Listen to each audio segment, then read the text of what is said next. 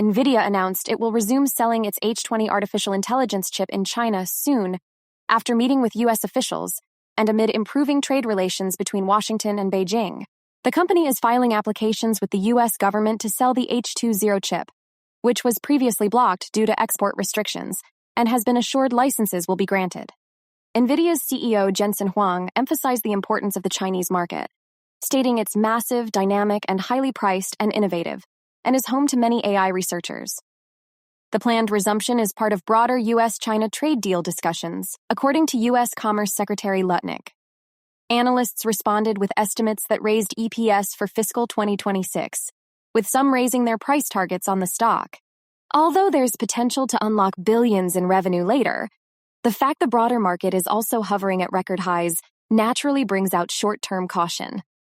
In stark contrast, United Health Group has fallen deep in the red, for reasons that revolve around concerns, potential investigations, and recent financial disclosures can attract more bearish attention. It's all because of a string of events like what happened to United Health subsidiary Optum, which provides medical billing services. It recently suffered a cyber attack that compromised the personal and health information of over 5.4 million people in the U.S. The breach, which occurred earlier this year, exposed sensitive data including medical record numbers, diagnoses, medications, and health insurance information.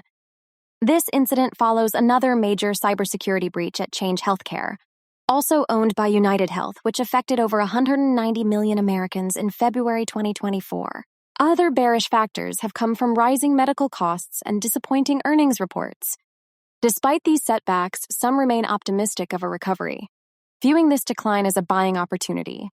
Because it has been reasoned UNH's strong market position and diverse capabilities can eventually lead to growth that will overshadow the downside effects of the company's past digital diseases. If the worst of this bearish flu is over, a new diagnosis for UNH will likely stem from how the market reacts to earnings being reported on July 29th.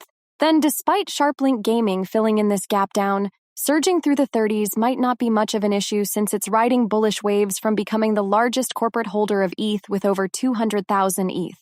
99.7% of its ETH holdings go to staking protocols.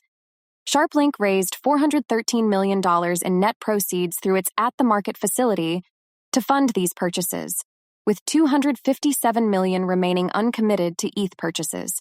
The company tracks its ETH exposure through a metric called ETH concentration, which has increased by 23% since purchases began in mid-June. SharpLink operates in online gaming and sports betting, and has adopted Ether as its primary treasury reserve asset.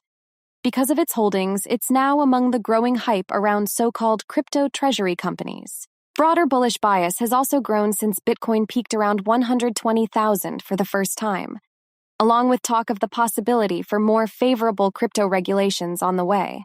Over to ACHR Aviation, which as expected stayed bullish to neutral.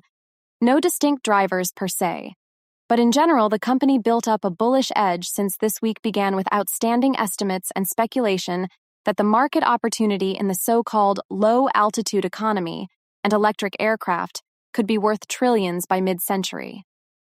To exit above the current price range, another positive development, like another terrific test flight, or partnership would likely be needed in order to get a few green closes over 12, with volume over 60 million for more bullish confidence.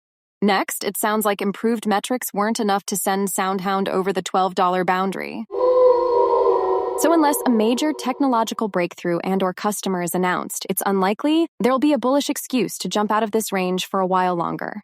For more on stocks and crypto, follow Ascencore. Thanks for watching and have a nice day.